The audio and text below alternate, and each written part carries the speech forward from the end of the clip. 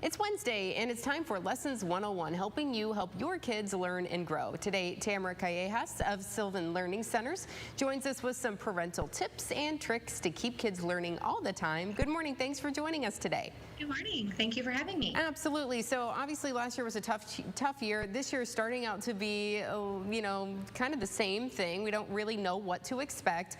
And students maybe didn't do so well with remote learning last year. We need to kind of figure out where they are. And that's where you guys can come in. Absolutely. I have had more families tell me this year that their kids, they were remote all last year. So even with the hybrid and, the in-person learning towards the end, as the U.S. Department of Education says, did a survey that said, as high as 41% of middle schoolers were still learning remotely at the end of last year. So there's going to be a lot of, trying to relearn routines as they go back to the classroom.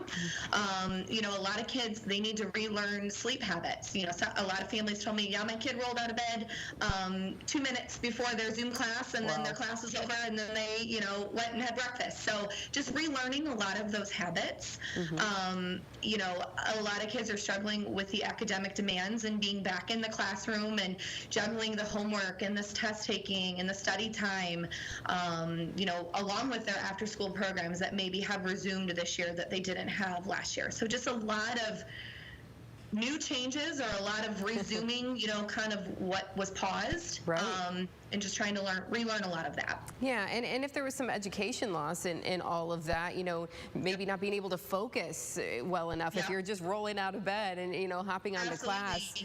Yeah, that's definitely an issue. There's some studies done that actually shows more kids are struggling with attention and focus now that maybe didn't struggle with attention and focus before, just because they kind of got into the habit of a different way of learning. So, that's something to be mindful of for everyone as well. So you have some resources for parents if, they need to get a gauge. They need to know where is my kid and where do we need to focus our attention? Yeah, absolutely. So we are offering right now, it's called a free back to school planning session, where parents can get in contact with us. We can schedule a time for them to come in. The parents can come in, or the students can come in with the parent. We can chat. It's really a time for us just to, them to share with us what are they seeing. This is what we're seeing. We've been back in school for about a month now. Strengths and weaknesses. We can provide, our recommendations and what we would recommend for their child in their specific situation. Obviously we still have tutoring going on, helping kids get caught up, reading, math, writing, study skills. We're, helping kids prepare for the ACT. I know a lot of kids kind of had to put that on pause as well.